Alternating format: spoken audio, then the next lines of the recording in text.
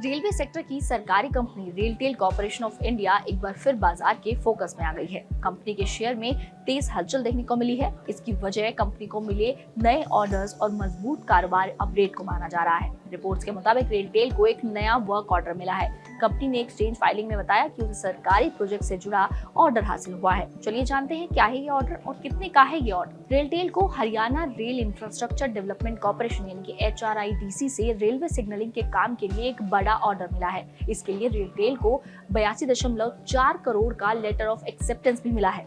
इस प्रोजेक्ट को 27 नवंबर 2027 तक पूरा करने का लक्ष्य तय किया गया है। इस ऑर्डर में कंपनी की धुलावत मानेसर न्यू पाल्टी सेक्शन के लिए सिग्नलिंग और टेलीकम्युनिकेशन और इससे जुड़े काम जैसे कि डिजाइन, सप्लाई, इंस्टॉलेशन, टेस्टिंग और कम्युनिकेशन शामिल हैं, जिसमें कि चंदला, डूंगरवास और पंचगांव हॉल्ट स्टेशन भी शामिल है। बता दें कि साल 2000 में रेलटेल की शुरुआत की गई थी। रेलटेल भारत सरकार की नवरत्न PSU कंपनी है और ये मुख्य रूप से broadband, telecom, infrastructure, data centre और रेलवे कम्युनिकेशन नेटवर्क में कारोबार करती है।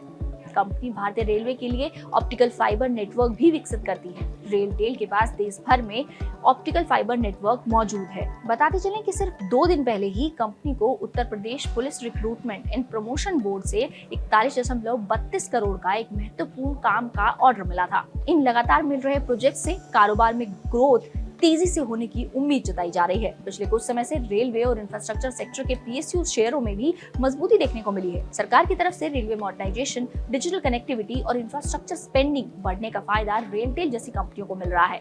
रिपोर्ट के मुताबिक रेलटेल को लगातार नए प्रोजेक्ट्स मिल रहे हैं, जिससे कि उसकी ऑर्डर बुक मजबूत बनी हुई है। विशेषज्ञों का मानना है कि भारत में डिजिटल इंफ्रास्ट्रक्चर और रेलवे कनेक्टिविटी पर बढ़ते खर्च की वजह से रेलटेल के कारोबार को सपोर्ट मिल सकता है। वहीं बात शेयर की करें तो रेलटेल के शेयरों ने पिछले 1 साल में निवेशकों को कुछ खास रिटर्न नहीं दिया है, बल्कि नेगेटिव ही रिटर्न दिया है और फिलहाल 8 जून को भी शेयर करीब 3% गिरकर 303 पर बंद हुए हैं। वहीं अगर 5 सालों में देखें तो शेयर में करीब 102% की तेजी जरूर देखने को मिली है।